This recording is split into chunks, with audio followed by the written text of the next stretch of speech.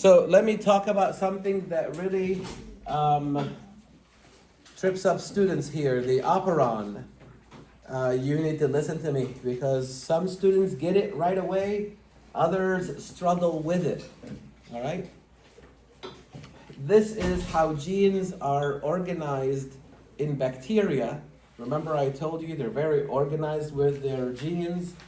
You don't have to sit with your back. You can sit up here so you don't have to twist your back. All right. So they organize their genes in these nice, neat packages called operons. So these are, for example, the structural genes. These are the genes that are going to produce the enzymes involved in a specific metabolic pathway. Let's say, for example, lactose metabolism. Then all the genes involved in the lactose metabolism will be organized right next to each other. Now in our genome, each gene would have its own promoter and they would be on separate chromosomes, but not in bacteria. They organize them this way, along with the control elements. The promoter, where RNA polymerase binds to initiate transcription, and the operator, this is something new for you. You've never heard about it before in Gen Bio or any other class. The operator, something called the repressor, which is a protein, will bind to the operator, all right? So the protein, the repressor binds to the operator, but then the question is, who makes the repressor? It's this guy right here, the regulatory gene. You can tell that this control mechanism is very impressive. It is. Even though they're just bacteria, what do they know? Oh, they know how to do this. So you will see the regulator gene being transcribed and translated to produce a repressor. This repressor is a protein that in some cases will automatically or right away bind to the operator. In other cases, it doesn't bind to the operator right away. So we'll show you both cases. All right.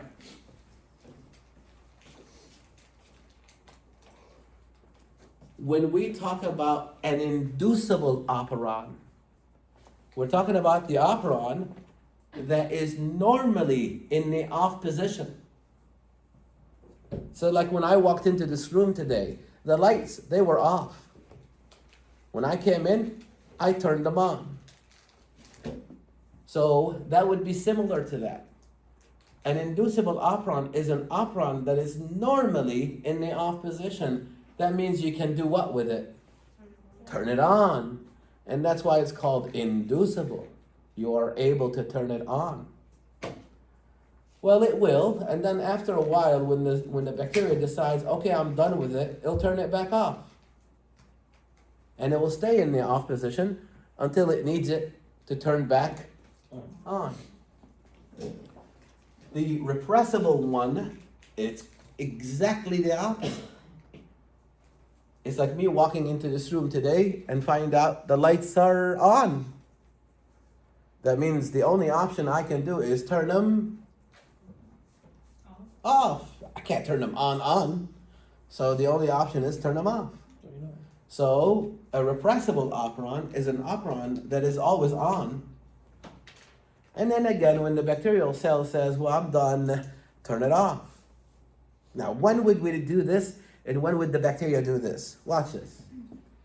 The bacteria will use an inducible operon for catabolic reactions. When it breaks things down. For example, lactose. Lactose is the sugar found in milk. If the bacteria is given lactose, it loves it. And it will turn on, see, the genes that metabolize the lactose, but only if you give it the lactose. I mean, these guys are actually very smart, if you think about it. If you don't give it lactose, it'll eat something else. So the bacteria, from the bacterial point of view, it says this: why would I go through the trouble of making the enzymes that digest lactose, which would take a lot of resources from the cell, amino acids and energy and a lot of resources. when you don't give me lactose? Why would I make the enzymes that digest lactose when you didn't give me lactose? That would be foolish. For example, an example of that is, why would you go through the trouble of making food, buying drinks, setting up for a party when no one is coming over? That is a foolish thing to do because you're wasting your money. That's an example of that. I mean, look how clever these guys are. I'm not going to make an enzyme to digest lactose when I don't have lactose. I will only make it, can you guess? When you give me the lactose. There you go. So let's say I'm growing bacteria and I don't have lactose in the media. The lactose operon will be in the off position because it doesn't need to make the enzyme to digest the lactose because the lactose is not there. That's the split second I add lactose to the media. The bacteria is going to respond to that. It's going to, oh, lactose is here. And the operon is going to turn on. Inducible, turn on. To metabolize the lactose. Yeah. To break down catabolic, the lactose. Inducible operons run catabolic reactions. So what about the repressible one? The repressible one is like, for example, your home. You always have to have water. You have to have water at home. You have to have access to water because you don't survive without water. So you might go out and buy water bottles, whatever it is, like container full of them. And then when you have enough of that, will you stop buying it? But you have to make sure there's a water source in your home because we can't survive long without water. This is similar to this. For example, the amino acid arginine. Bacteria has to have arginine because it's one of the 20 amino acids. To make what? What will it use arginine to make? If it's an amino acid. Okay? Protein. Not asking anything difficult here. Protein. I got you all worried now. So it's going to make protein. Well, that means without arginine, will it be able to make protein? No. Not all of them, at least, and it will not survive. Similar to the water situation. The bacteria will say, I have to have arginine, and a lot of it. And only when I have a lot of arginine, will I stop making arginine. You catching that? It's exactly the opposite of this one. The repressible operon will always be on to make an important metabolite for the cell to survive. And only when it has enough of it will it stop, at least for now, making it. So you'll see that in a repressible operon, the bacteria is going to make arginine, make arginine, make arginine. Do I have enough? No, maybe a little bit more. Arginine. And then it will say, okay, now you can stop. Completely the opposite of the other one. The other one does not start until you add the lactose. We catching the difference between the two? Maybe. Let's go through it one at a time. We're going to do this one first, the inducible, and see how it works. Do you know how long it took me to draw this picture? Very long. Long time. And the most difficult part is this. How do I hide it? How do I hide it? See how it's hidden? It took me a while. Finally figured it out. I'm proud of this picture. Now watch this. Here's the operon for lactose. 3 genes involved in lactose metabolism. Here's the operator. Here's the promoter. And here's the regulator gene. The first thing that's going to happen is the regulator gene is going to synthesize a repressor protein. Here it is. And you have to understand something. In the inducible operon, The repressor protein is in the active form. You'll understand it once I go through it. So we call it the active repressor. Active to do what? To immediately bind to the operator. So the regulator gene will make the repressor protein, and the repressor protein, the structure of the protein is perfect for the binding to the operator. At this point right here, there's no lactose in the media. So why do you need the enzymes to digest something that is not there? So the operon will be in the off position. How? Because of this guy. The repressor sitting on the operator turns off the operon. Why does it turn it off? Because it interferes with the RNA polymerase binding to the promoter. It interferes with that. Anything that interferes with the RNA polymerase binding to the promoter will prevent transcription. So that's what happens. There's no lactose yet. The repressor right away binds to the operator. The operon is in the what position? Off position. There's no lactose. Good, and there's no lactose. So this is called the lactose operon. Okay, you add the lactose. You see that? Lactose is a disaccharide sugar. And that's what I'm trying to show here. One of the lactose molecules, and this is the amazing part. How does the bacteria know that lactose is there and turn on the operon once lactose reaches there? It's amazing. When I was a student, I almost fell off my chair that this is bacteria? It's amazing. Hopefully you feel the same thing here. Watch. One of the lactose molecules binds to the repressor, and it will change the shape of the repressor, and it will change it enough to knock off the repressor off the operator. That's how the bacteria knows, oh, lactose is here. Lactose itself binds to the repressor. Once you add lactose, some of the lactose will go bind to the repressor that's sitting on the what? On the operator. Yeah. Changing its form enough to knock it off. And detach from the operator. Detach, yeah. RNA polymerase says, he's finally gone. RNA polymerase will bind to the promoter and initiate transcription. Here's the mRNA transcription. And then translation. Here are the enzymes involved in metabolizing the lactose that you just added. One of the enzymes will allow the lactose to enter the cell. Another enzyme will modify the lactose, and another enzyme will break it into two monosaccharides. Go ahead. What does the active repressor do to the RNA polymerase? No, the active repressor, this one binds to the operator. It prevents the RNA polymerase from binding to the promoter.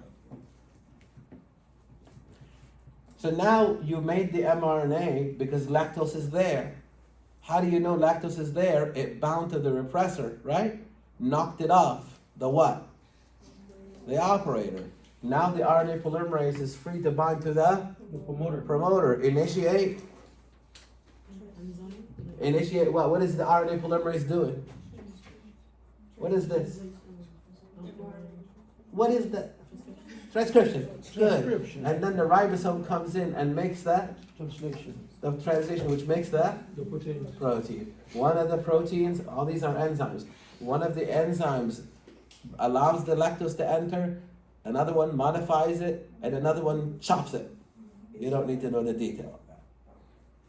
So you're digesting, the bacteria now is digesting the lactose. And if you listen closely, you might actually hear it do this. Watch. Yummy, yummy in my tummy, tummy. How is that? It loves it. It loves it so much that once it finishes the lactose, you know what it says, and maybe it's just me. It says what I say all the time. I wish I had one more. I wish I had one more. Where do you see one more? Where do you see one more? Here. Where here? Where here? Tell me words. Attached to the what? To the operator. No. To the repressor. Yeah, watch this. I chew, right? I love it, love it, love it. I wish I had one more. I wish I had one more. Oh, here's one more. Oh, because it's a dice. When it goes to reach for that one and chews it, eats it, it knocks it off, right? What will happen to the repressor? The repressor will reform and go bind back to To the the operator, okay. operator. You know what? When the cell reaches for this, it realizes, oh, we ran out of lactose. It will turn off. And then it says the same thing again. Why would I keep making the enzymes for something that is not there anymore? You see? Okay. So it's a fascinating control. So it will turn off because there's no more lactose. How will I turn it back on? Add? Lactose. Oh, so lactose is the inducer. Lactose is the inducer for its own operon, of its own operon. I mean, this is phenomenal control. If you think about it, how would I know lactose is there and turn on the operon, the lactose operon, give the control to lactose? So when lactose is there, it turns it on. Yeah. Is lactose the only? For this one, yeah. So a lot of things have their own operon. So most microbiology classes teach the lactose operon, but there's arabinose operon, there are other things. Are they like the same? Similar to some extent, there are some of them that are slightly different. We will be talking about the arabinose operon in the lab, and I will show you that it's slightly different, but the idea is the same. So the RNA polymerase is here. RNA polymerase is right here. No, this one. The last one. This one Yeah. is going to be blocked again. Oh, okay. Everybody good so far? Ask your questions now, because I'm about to flip it on you. And if you don't understand this one, you're not going to understand the next one in the reverse. How's that? All right. You're quiet. That's fine. Let's do this one. The repressible operon. The repressible operon is normally in the what position? On. Because it's making what? Make Something enough that is metabolite. very important Yeah. for the cell, right? Something that the cell cannot do without. Arginine. So, for example, in this case, arginine, right? I have to make enough arginine. Yeah. And once I have enough, once I'm sure I have enough, then I'll turn it off. Yeah. But it's normally in the on position. Now the question is, how does it do that? Well, it's the same idea. Promoter, operator, the genes. In this case, there are 5 genes for this. There's the regulator, same thing. But this one, listen carefully. This regulator gene produces a repressor that's in the inactive form. So it does not bind to the operator. Not yet. Yes. This is fascinating control. The previous one was made in the active form and it bound to the operator right away. Not this one. I told you it's the opposite. This one makes it in the inactive form, and then the inactive form sits there and waits. Waits for what? Waits for something to activate it. Sounds good? Yeah. Now watch. Meanwhile, if you look over here, this guy is doing transcription and translation. It's making the enzymes that make, oh, I used tryptophan. No, I thought it was arginine. Tryptophan. It's making tryptophan, which is another amino acid. So only when I have enough tryptophan will I signal the operon, stop, we've made enough. And it will be activated. How would we do that? Give the control to tryptophan. Again, once you've made enough tryptophan, one of the tryptophans will go bind to the inactive repressor, And we'll activate it. activating it. Yeah. Activating it to do what? To bind to the operator. Why? Because that's a signal you've made enough. We have to turn off. So you can turn it off for now. You see? And then your cell, this is amino acid. It's going to use it to make amino acids. your cell is going to use the tryptophans to make amino acids, to make proteins, right? So it's going to make protein. I'm making proteins. I ran out. I wish I had one more. Where's the one more? The active repressor. There it is. Yeah. When it goes reaching for that, it's a signal. The only reason I'm reaching for this is because we ran out. So I go reaching for it. It inactivates it. And that's a signal. Oh, he needs more. And it turns it back on. This is phenomenal. I hope you share the same enthusiasm. Questions? I got a lot of faces that tell me, oh, I gotta study this. I can see it, which is good. I mean, it's like the same, but it's like you already said it, but basically the lactose binds to the active repressor. Yeah, in the previous Yes. one, the lactose binds to the active repressor to induce the operon. Yes, and then in this one, the Tryptophan? attaches to the repressor in order Which repressor? inactive. Inactive, to activate it. To activate it, yeah. That's the, Beautiful. That's the So the difference. first one is to inactivate it, and the second one is to activate it. Good, because the first one was already off and you're trying to turn it on. And this one is on and you're trying to turn it off. Nice catch. Yeah. By the way, this guy here is called the co-repressor. You cannot get repression of the operon with the repressor alone. It has to be the repressor with the tryptophan. So tryptophan would now be called the co-repressor. Are we good? Yeah. You got it? Good. All right.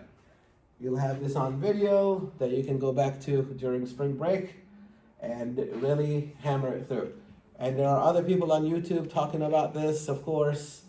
And once you know it for life. You got to be able to teach the slide by the time you come back from spring break because the exam is right around the corner. And when you come back from spring break, there's your next exam. And we'll talk about it before you leave. All right, I'm switching gears. Something called bacterial gene transfer. That means DNA is being transferred from one bacteria to the other, for example. Well, we know that happens for sure during binary fission. When the bacteria replicates, it makes a complete copy of its DNA, whether it does it through binary fission or through budding. Most bacteria do this, the binary fission. There are some that do this. Doesn't matter. No, bacteria. It doesn't matter. What matters is that the progeny, the offspring of that, are basically going to have a copy of that DNA. So that's called vertical gene transfer. We're going to more focus on the horizontal gene transfer. Conjugation that we talked about before is a type of horizontal gene transfer. Transformation, which you're going to do in the lab real soon, is a type of horizontal gene transfer, as well as something called transduction and transposons. Let's talk about each one of those. This is conjugation. Conjugation you already kind of know about from the previous unit. Remember the pilus, right? Mm-hmm. Good. All right, so watch this. This is a cell. It has a plasmid called the F factor. The F factor is for fertility. The F factor has the genes that make the pilus structure. So obviously, this one can make the pilus, this one cannot.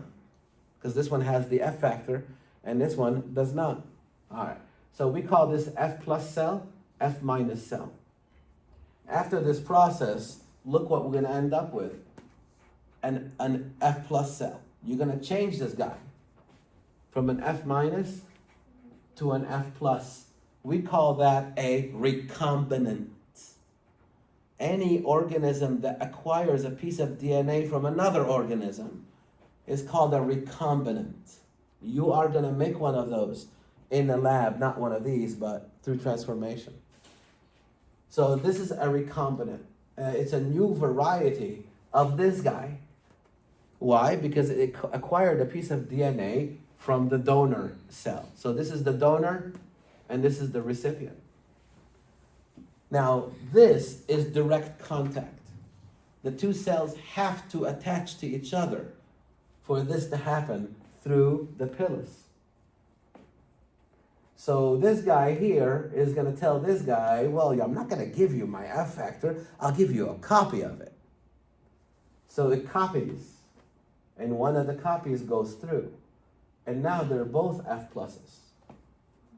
So this is now a new variety of that one. It acquired a piece of DNA from a donor. This is called a recombinant. You can do the same thing, but slightly different, using something called high frequency recombination. And you know how many of you will tell me, I never said this when it's on the exam? HFR is high frequency recombination. And it's in your soft jaw. It's kind of similar to this. You still need a pilus, but look what's happening. The plasmid here is referred to as extra chromosomal, which means it's outside of the chromosome. It is separate from the chromosome. That's what extra chromosomal means. But not in this case. The F factor here is actually part of the chromosome. Sometimes that happens. A lot of times it's like this, but sometimes this happens. So what's the big deal? If it just gets this one, it gets this, who cares? Oh, it's a big deal. Because this one, you're only copying the plasmid genes, that's all. So all this guy is gonna get is the plasmid genes, that's it. But look what this guy can do. This guy can copy the F factor, that's no problem, but it overshoots. It also copies a piece of the donor's chromosome along with it. So look what's being transferred. The F factor, yeah, and a long piece of the donor chromosome with a whole bunch of genes on it. And now this guy is gonna be a recombinant. You know what I mean? If this guy is a recombinant, this guy is a super recombinant. There's no such thing, right? I'm just saying that if this guy gets 10 genes, this guy will also get 10 genes plus 100 more. So it's going to be a completely different organism, right? Compared to this guy. And this piece of DNA, I'm not sure why we don't have this chromosome here. I just noticed that, all right? But pretend this chromosome did not disappear. It does not disappear. So I have to add that in there. Anyways, this piece of DNA now is going to combine with the recipient's chromosome. And this recipient here is the recombinant. I hope you agree that this guy is completely now different from this guy.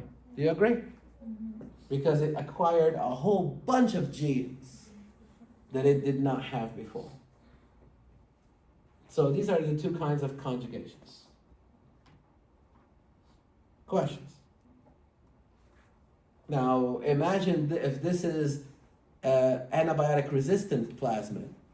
That's part of the problem. When they start conjugating and now they're transferring through antibiotic resistance, that's why we have a problem today with bacterial strains that are resistant to a lot of the antibiotics that we use. All right, transformation. This is what you're going to do in the lab. Transformation is the bacteria picking up pieces of DNA from the environment. So the DNA that you're going to do, you're going to put DNA in a test tube. That would be the environment. And then you're going to throw bacteria in there. And that bacteria is going to pick up pieces of that DNA and bring them in, just like this. So the DNA is in the environment, and a piece of that DNA is going to enter into what's called a competent cell. What does that mean? It's easy. A competent cell is a cell that is able to pick up pieces of DNA.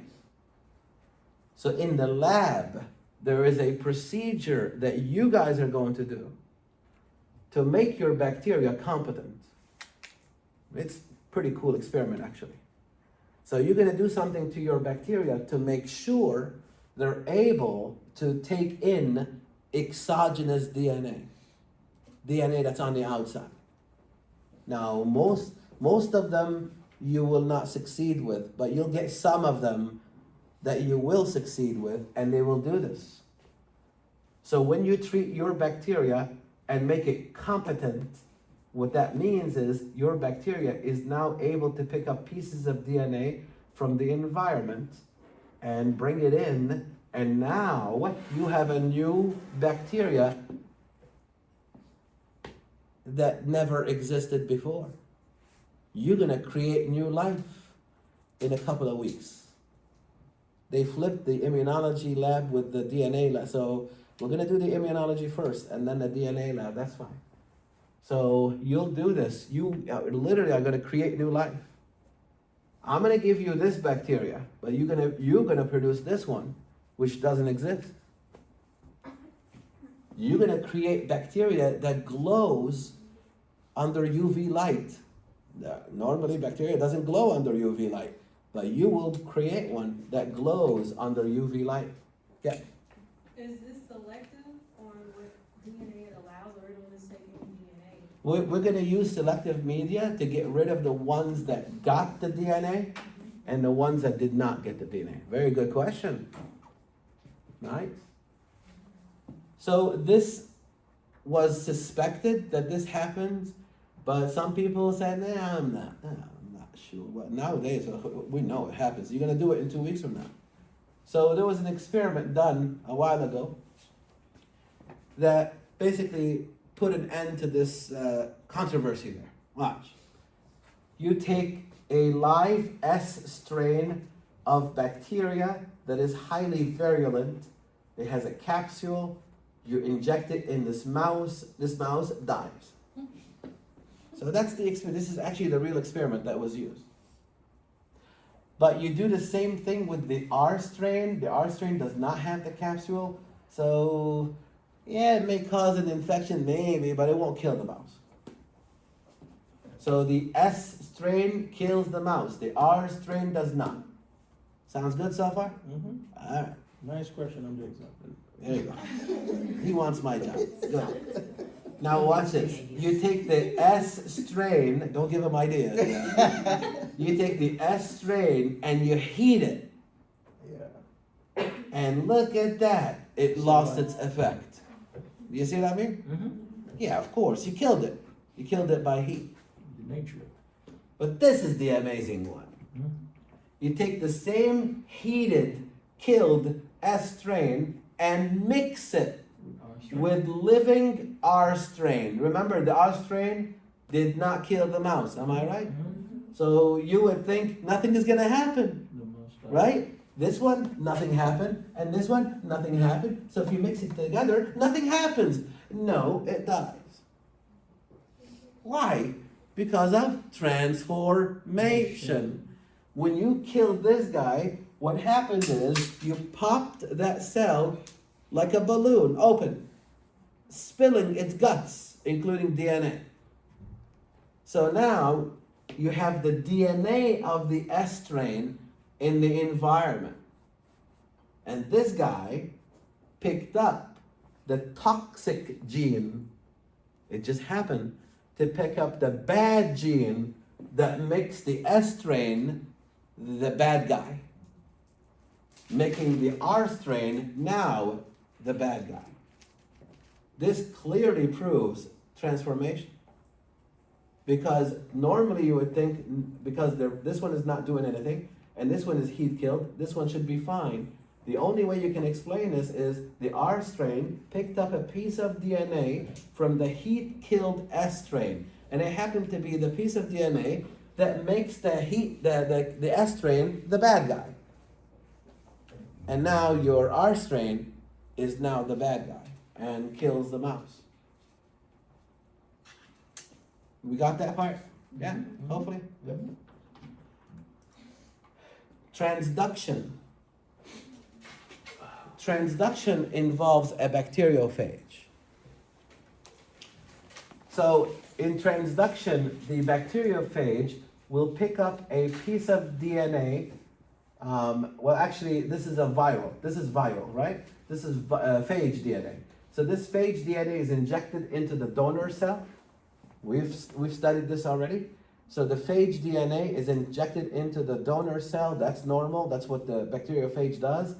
And it's preparing the phage particles. Yeah, that's what the bacteriophage does. It breaks down the chromosome of the cell, the bacterial cell, trying to get to the adenine and the guanine, the cytosine and the thymine, and then it starts packaging. It's putting phage DNA in this one, the green, phage DNA in this one, the green, and by chance alone, it picks up a piece of the bacterial DNA. So most of the phage have phage DNA. Now when these guys leave, when the ones with the green phage DNA, when they leave and they infect another bacteria, they're going to produce phage. Well, the question is, what will this one do? Because that's not phage DNA. That's bacterial DNA from the donor. It's going to now be used as like a needle, see?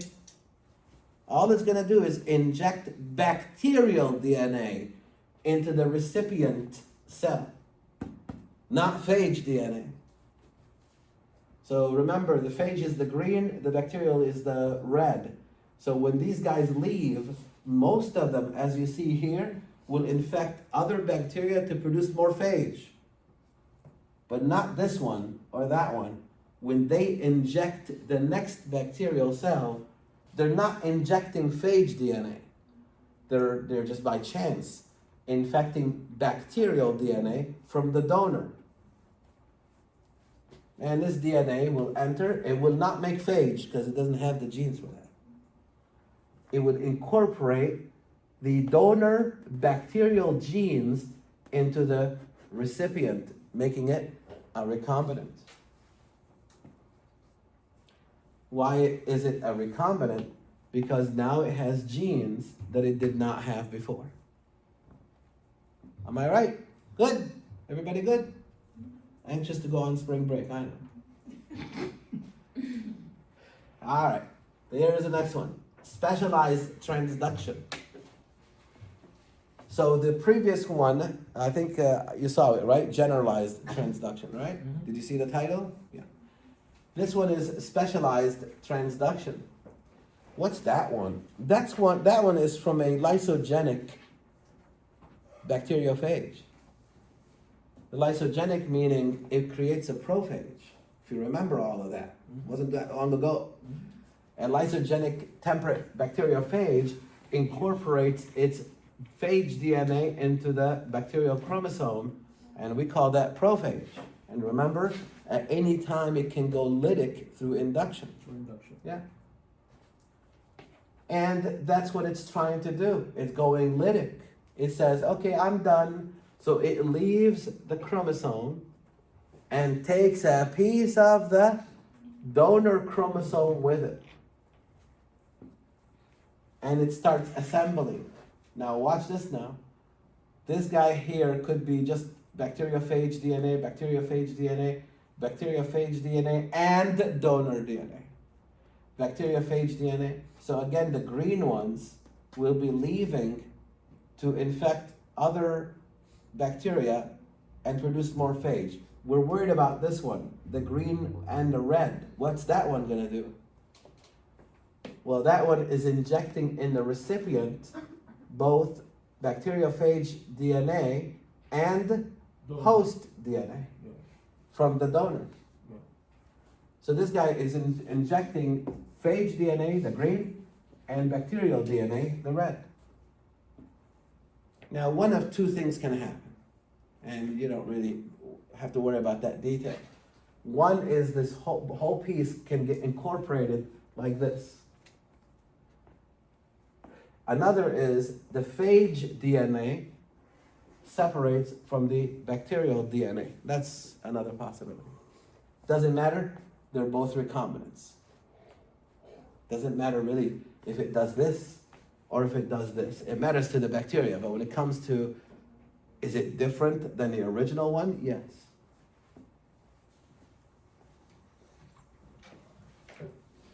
Okay. Transposons. These guys are weird. Transposons are gene elements that can literally jump. And that's why they're called jumping genes.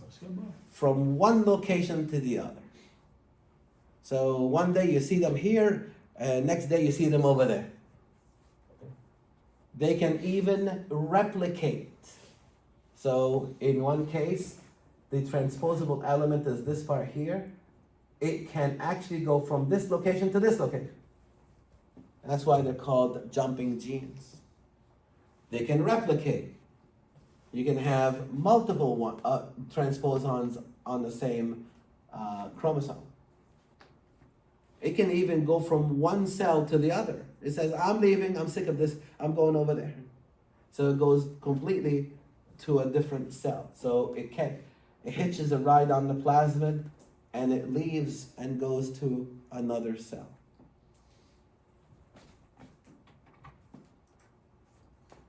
Let me tell you what the consequence is for these transposons when it comes to bacteria. Phenotype, meaning if the bacteria was a little bit antibiotic resistant, well, because of the transposon, well, now when the transposon replicates, it becomes more antibiotic resistant.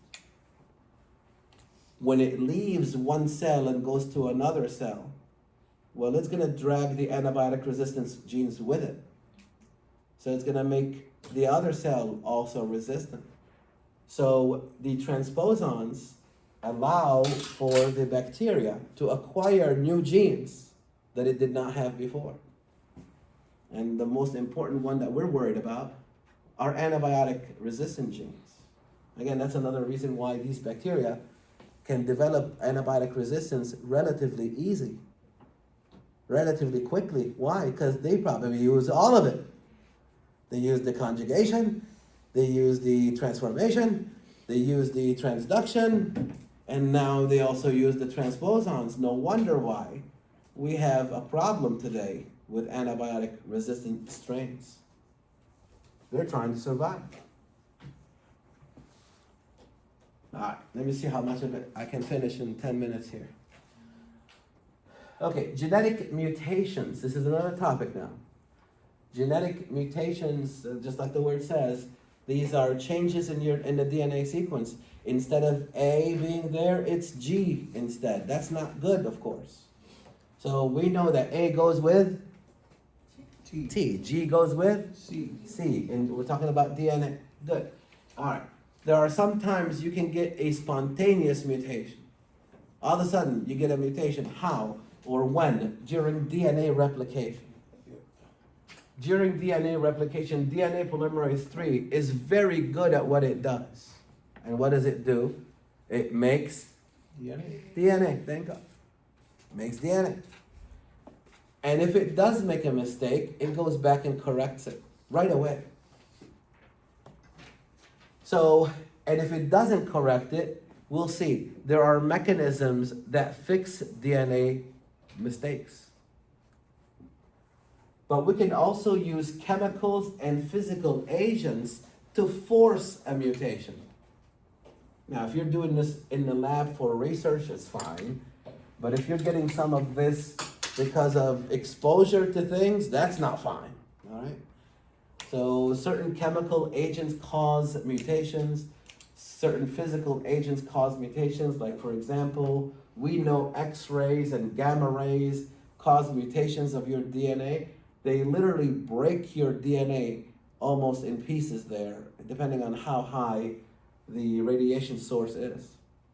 When you go to the beach, and I know you'll be doing it in spring break, remember this slide, non-ionizing radiation, UV. The UV coming from the sun will damage your DNA in a certain way. And we'll talk about it. Not sure about today. There's a very good chance, by the way, you guys, I'm gonna move the next exam to a Tuesday. All right? Because I can't sleep at night without talking about the material before I test you. So look for a schedule change. Okay? All right. So the ionizing radiation is X-rays and gamma rays, and the ultraviolet light, that's coming from the sun. Obviously, this is also coming from the sun too. We are shielded from most of this radiation by the ozone layer, but some of it still gets through.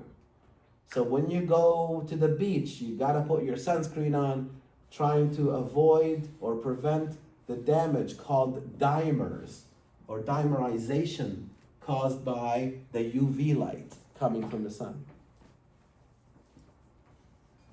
These are the type of mutations that can be observed with respect to the protein. We know the mutations are at the DNA level.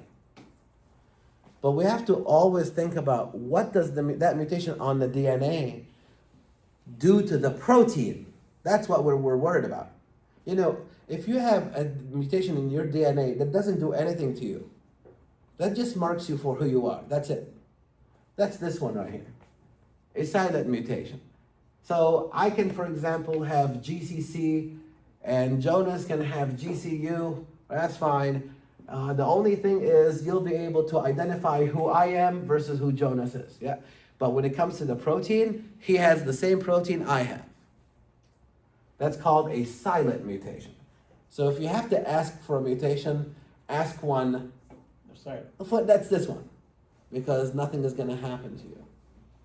The missense mutation is a mutation that changes the amino acid sequence. Kind of like when I made a mistake, right? Mm-hmm. You told me that's not glutamic acid, that's glyn.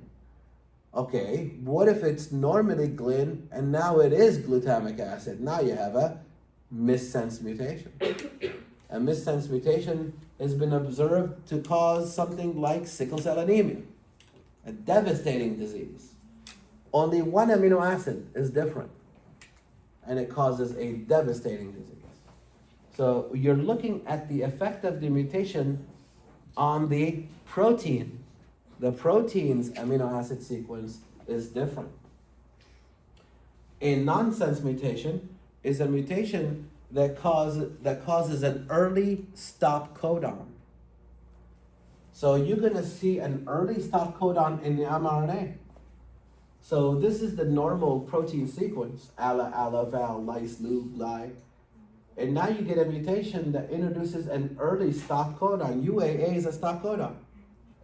So when the ribosome goes through, it will do the alanine, and it will do the other alanine, it will do the valine, but instead of doing lysine, what did it read? It stops. Stop, so it's gonna stop. So you're gonna end up with a truncated protein. If this was catalase, you'd be in trouble. Because this would be catalase, this would be half of a catalase. It doesn't work. So you can't come here on half of a car, right? It would be a very interesting ride if you can make it here. So the idea is you want catalase, yeah, you want the entire catalase, not half of a catalase. So obviously this is not good. You can also have an insertion or a deletion. So you can put in a nucleotide that does not belong there. Or you can take out a nucleotide that is normally there. So that's a deletion. That's an insertion. This is the normal sequence. When you remove a nucleotide, listen to it now, you shift the frame, the reading frame. Remember when we did this exercise together, you grouped the nucleotides into 3, right? These are called codons. But watch, this is the codon. Okay, I'm okay with that one. This is, okay, I'm okay with that one. This codon is CCU. But you remove this C. See that? So now the ribosome is going to read CUA. It's going to shift the whole thing. And that's why we call this a frame shift. you end up with a completely different protein. I see. Completely different protein. And you also get a frame shift if you put one in. Watch this. GCU, yeah, I'm okay. GUU, yeah, I'm okay. CCU, yeah, I'm still okay. But then you put in an A. I'm supposed to read AGU, but now you put in an extra A. Now I'm reading AAG. And that's lysine, not serine. And again, the whole thing shifts over. And that's also called a frame shift. These are the most devastating ones because of two reasons. Number one, the protein that you want, which is this one up there, you're not getting it. Number two, you are getting a protein, yeah, that your cell says, I have no idea what that is. So let's say this guy, the lack of the correct protein interferes with 50 different things. Okay. The presence of something that doesn't belong there will interfere with another 50 different things. Oh, you are in serious trouble. So this is not something that you want, of course. And I will stop here. I will finish this on Tuesday when you come back in the lab, which means the exam will be delayed.